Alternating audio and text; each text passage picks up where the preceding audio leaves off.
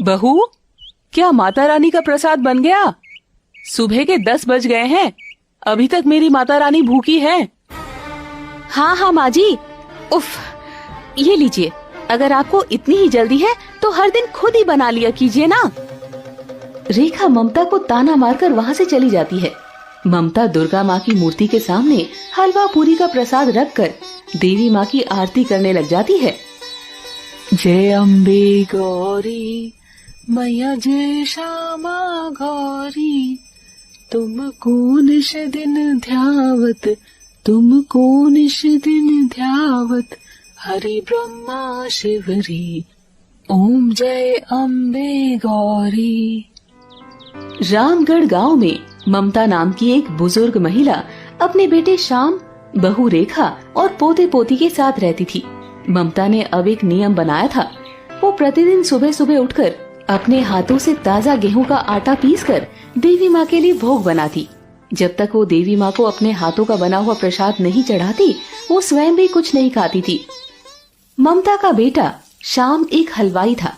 भगवान की कृपा से उसे शादी के घरों में बड़े बड़े ऑर्डर मिलने लगे थे, जिससे उसकी अच्छी कमाई होने लगी थी। माँ, तुम्हारे और देवी माँ के आशीर्वाद से मेरा काम धंधा बहुत अच्छा चल रहा है। मैंने एक नया घर ले लिया है। अब इस टूटी फूटी झोपड़ी में रेखा का मन नहीं लगता। कुछ दिनों बाद हम वहीं रहने चले जाएंगे। अरे वाह वाह बेटा, आज तेरे पिताजी यहाँ होते तो उन्हें तुझ पर बहुत गर्व होता। अच्छा ये बता, तूने हमारे साथ साथ देवी माँ के रहने के लिए भी नए घर में मंदिर बनवाया है ना, या नहीं? ममता की बात सुनकर रेखा मुंह बनाकर बोलती है, माँ, आप तो पूरे दिन पूजा पाठ करती रहती हो, नए घर में भी आप सारा दिन यही करती रहोगी। सुबह सुबह पूजा की घंटी की आवाज से मेरा और मेरे बच्चों का नींद खराब हो जाता है। इसीलिए हमने सोचा है कि आप यहीं रहें और शांति से बिना रोक टोक के पूजा पाठ करते रहें। हम आपको हर महीने आपका खर्चा पानी भेजते रहेंगे और बीच बीच में आपसे मिलने के लिए आते रहेंगे। नए घर में केवल मैं, ये और बच्चे ही रहेंगे। श्याम बेटा, ये देख तो, बहू क्या बकवास कर रही है। क्या तेरे नए घर में अपनी माँ और स्वयं माता रानी की कोई जगह नहीं है? आज देवी माँ की कृपा से ही तुझे ये सब मिल पाया है और अब तू इन्हें ही भूल गया। माँ, ये नया घर कोई देवी माँ का आशीर्वाद नहीं, ये मेरी दिन रात की मेहनत का नतीजा है। और रेखा ने कहाँ कुछ गलत कहा है। आप यहाँ अपनी देवी माँ की भक्ति करो, आपका भी मन नई जगह में नहीं लगेगा और मैं तो आपसे मिलने के लिए आता ही रहूंगा। अपने बेटे बहू की बातें सुनकर ममता की आंखें भर आई, लेकिन वो कर भी क्या सकती थी। एक हफ्ते बाद उसके बेटे बहू उसको वहीं छोड़कर चले जाते हैं। ममता मंदिर में बैठकर देवी माँ से प्रार्थना करने लगी, माँ, मेरा बेटा ना समझ है, उसको पैसों की चमक ने अंधा बना दिया है। उसको कोई भी दंड नहीं देना। मुझे विश्वास है एक दिन उसको अपनी गलती का एहसास जरूर होगा और वो जल्द ही मुझे अपने साथ लेने जरूर आएगा। वो कहते हैं ना, पुत्र कुपुत्र हो सकता है मगर माता कुमाता कभी नहीं हो सकती। अगले दिन से ही ममता सुबह जल्दी उठकर देवी माँ के लिए भोग बनाती और फिर उनकी पूजा पाठ में मगन हो जाती। देवी मैया की आरती करके वो माँ को चढ़ाया हुआ भोग ही खुद ग्रहण करती। शुरू शुरू में तो शाम उससे मिलने आया करता, लेकिन अब महीनों तक उससे मिलने कोई नहीं आता। ऐसे ही समय गुजरता गया।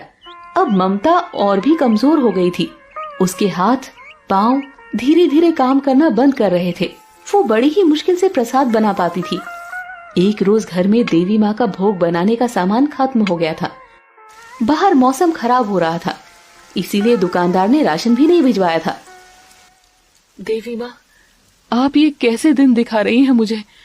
अगर आप ही भूखी रहोगी तो भला मैं कैसे खा सकूंगी? कि तभी बाहर से कोई दरवाजा खटखटाता है। जब ममता दरवाजा खोलकर देखती है तो एक सुंदर सी कन्या लाल कपड़ों में वहां खड़ी थी। ममता उसका रूप देखकर इतनी मनमोहित हो गई थी कि उसकी आंखें उस कन्या से हट ही नहीं रही थी। माँ जी, ये दुकानदार ने आपके यहाँ राशन भिजवाया है। मैं यहाँ से गुजर रही थी तो सोचा आपको देते हुए चली जाऊं। बेटी, पहले तो तुम्हें कभी नहीं देखा। मैं यहाँ नहीं आई हूँ, यहाँ पड़ोस में ही रहती हूँ। तुम्हारा बहुत बहुत धन्यवाद बिटिया। बाहर इतनी तेज बारिश हो रही है, तुम एक काम करो, थोड़े समय मेरे घर में रुक जाओ। जब बारिश रुकेगी तब चली जाना। ममता उस बच्ची को घर के अंदर ले आती है और मंदिर से प्रसाद की थाली लेकर उस लड़की को देती है।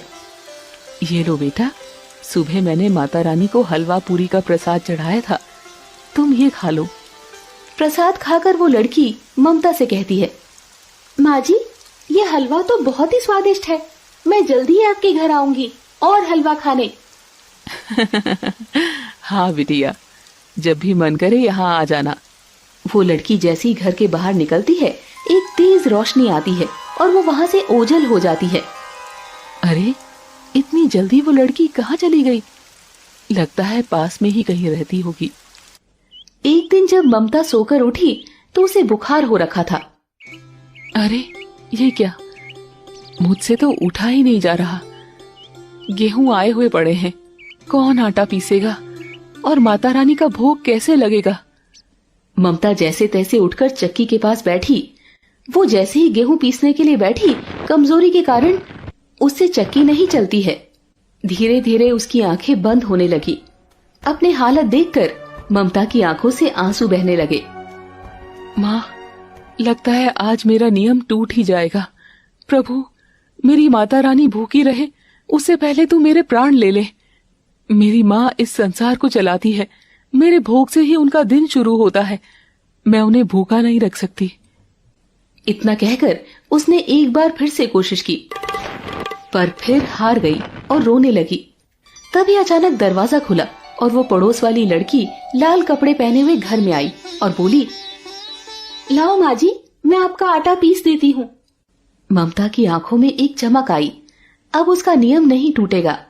ममता सोचने लगी कि शायद देवी माँ ने उसकी पुकार सुनी और किसी को उसकी मदद के लिए भेज दिया। कमजोरी से ममता की आंखें बंद हो गई। तभी ममता के कानों में आवाज आई,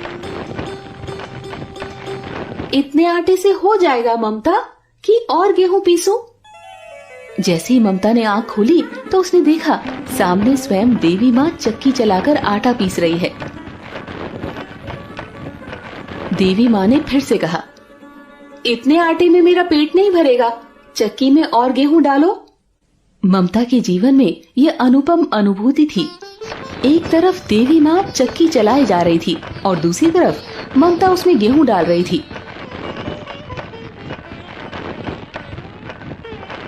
ममता ने अपने हाथों से हलवा पूरी बनाया और देवी माँ के सामने थाली परोसी।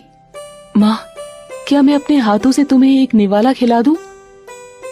ममता, तुम तो मुझे रोज ही अपने हाथों से खिलाती हो, आज भी खिला दो। ममता ने बड़े ही प्यार से देवी माँ को भोग खिलाया।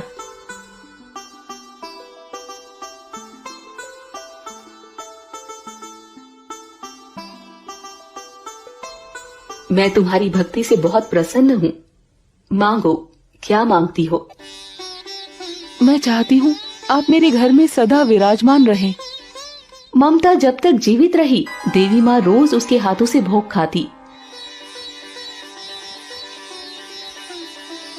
ममता के स्वर्गवास के बाद वहां देवी माँ का एक विशाल मंदिर बना और ऐसी मान्यता हुई कि जो भी उस मंदिर में माँ को हलवा पूरी का भोग लगाता है, उसकी मनोकामना पूर्ण होती है।